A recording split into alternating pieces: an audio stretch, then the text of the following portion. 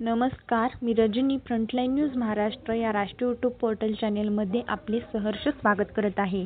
काळमावाडीचा मृत्यूचा डोह सील, 14 बळींनंतर प्रशासन जागे, कलम 144 लागू. धोकादायक परिसरात पर्यटकांना प्रवेशबंदी, आदेशाचे उल्लंघन केल्यास कठोर कारवाईचा इशारा. राधानगरी तालुक्यातील निसर्गरम्य काळमावाडी धरण परिसर अखेर प्रशासनाने धोकादायक क्षेत्र म्हणून घोषित करत कडक निर्बंध लागू केले आहेत. आतापर्यंत तब्बल 14 जणांचा बुडून मृत्यू झाल्यानंतर प्रशासन खडबडून जागे झाले असून तहसीलदार तथा तालुका कार्यकारी दंडाधिकारी राधानगरी यांनी फौजदारी प्रक्रिया संहिता कलम 144 अंतर्गत धोकादायक डोह परिसरात जमावबंदी आदेश लागू केला आहे.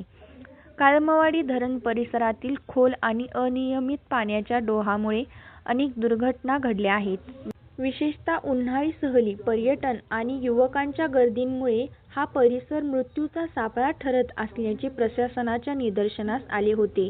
बाहेरून येणाऱ्या पर्यटकांना डोहाची खोली आणि पाण्याचा वेग याचा अंदाज न आल्याने वारंवार जीवितहानी होत असल्याचे स्पष्ट झाले आहे. राधानगरी पोलीस ठाण्याचे पोलीस निरीक्षक यांनी सादर केलेल्या अहवालानंतर प्रशासनाने तातडीने कारवाई करत डोह परिसराच्या 100 मीटर हद्दीत 2 पेक्षा अधिक व्यक्तींना एकत्र जमण्यास बंदी घातली आहे. नैसर्गिक आपत्ती व्यवस्थापन व धरणाशी संबंधित अधिकारी कर्मचारी वगळता इतरांना प्रवेश बंद करण्यात आला आहे. विशेष म्हणजे यापूर्वीही शालेय व महाविद्यालयीन सहलीमधील विद्यार्थ्यांचे बुडून मृत्यू झाल्याच्या अनेक घटना घडल्या होत्या. त्यामुळे स्थानिक ग्रामस्थांमधूनही कायमस्वरूपी सुरक्षा व्यवस्था उभारण्याची मागणी होत आहे.